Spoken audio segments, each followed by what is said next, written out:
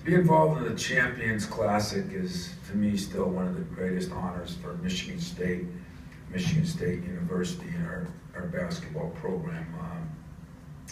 I saw an ad that talked about the winningest programs and all the Final Fours and the national championships, and you know, we hung in there with most of them other than the wins. And I looked at it, and I think there's the number 1, 2, and 4 some most winningest programs, and we were 30th in that stat. And I said, well, that's not that good. And I thought about it, it's pretty good.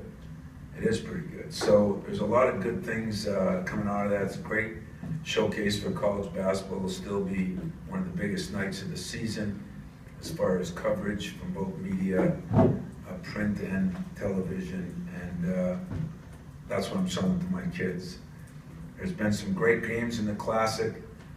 We've had some great games, very few poor games. In fact, of the 5 we played, we're 3-2, along with Kentucky and Duke. I think are both 3-2. So we've held our own as far as that goes. And as I said, there's a lot to build on, and we're going to try to build on it. As far as Kentucky goes, obviously extremely talented. You know, the #1 recruiting class for 5 years. You know, they're always bringing in great freshmen.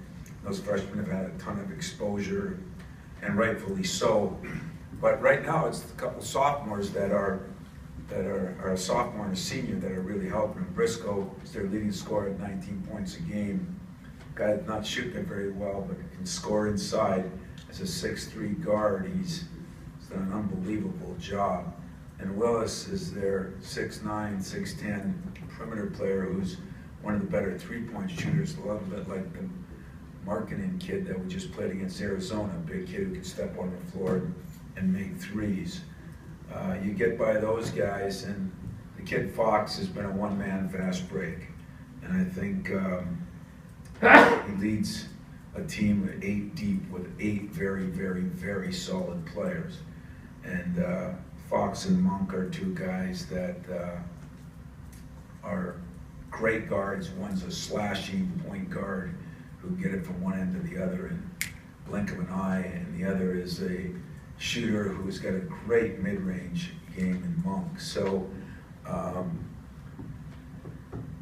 you know, I'd say that our biggest concerns are transition defense, defending without fouling. They go to the free throw line, I think, 34 or 5 times a game, which is almost a joke. But they do a great job of getting there. They forced 23 turnovers a game, and that was a problem for us in the last game. I think it was more from guys not playing with each other than it was guys making just bad plays. Some of the turnovers were